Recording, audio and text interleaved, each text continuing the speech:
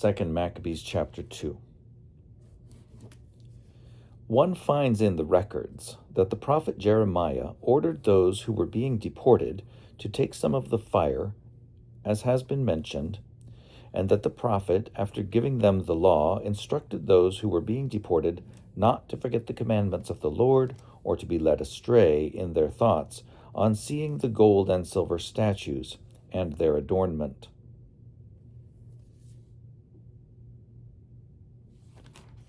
And with other similar words he exhorted them that the law should not depart from their hearts. It was also in the same document that the prophet, having received an oracle, ordered that the tent and the ark should follow with him, and that he went out to the mountain where Moses had gone up and had seen the inheritance of God.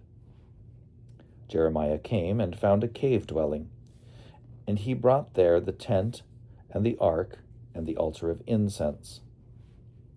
Then he sealed up the entrance.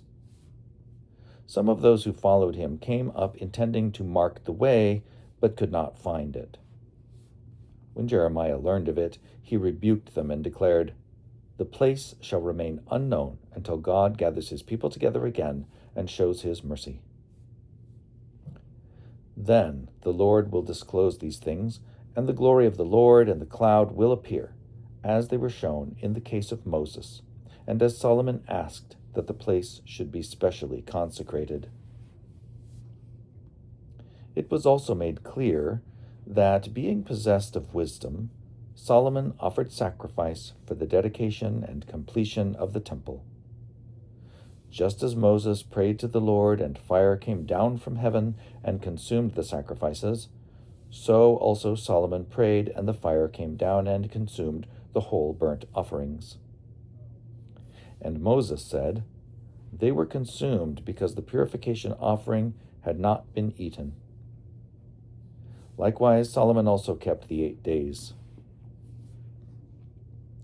The same things are reported in the records and in the memoirs of Nehemiah, and also that he founded a library and collected the books about the kings and prophets and the writings of David and letters of kings about votive offerings.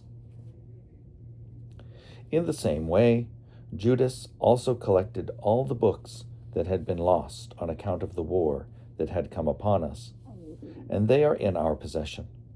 So, if you have need of them, send people to get them for you. Since, therefore, we are about to celebrate the purification, we write to you. You will do well if you celebrate these days. It is God who has saved all his people and has returned the inheritance to all, and the kingship, and the priesthood, and the consecration, as he promised through the law. We have hope in God that he will soon have mercy on us and will gather us from everywhere under heaven into his holy place. For he has rescued us from great evils and has purified the place. The story of Judas Maccabeus and his brothers, and the purification of the greatest temple, and the dedication of the altar, and further, the wars against Antiochus Epiphanes and his son Eupator, and the appearances that came from heaven to those who fought bravely for Judaism, so that, though few in number, they seized the whole land and pursued the barbarian hordes and regained possession of the temple, famous throughout the world, and liberated the city and reestablished the laws that were about to be abolished, while the Lord, with great kindness, became gracious to them. All this, which has been set forth by Jason of Cyrene in 5 volumes, we shall attempt to condense into a single book. For considering the flood of lines written and the difficulty there is for those who wish to enter upon the narratives of history because of the mass of material, we have aimed to please those who wish to read, to make it easy for those who are inclined to memorize, and to profit all readers. For us who have undertaken the toil of abbreviating, it is no light matter, but calls for sweat and loss of sleep, just as it is not easy for one who prepares a banquet and seeks the benefit of others. Nevertheless, to secure the gratitude of many, we will gladly endure the uncomfortable toil. Leaving the responsibility for exact details to the compiler, while devoting our effort to arriving at the outlines of the condensation.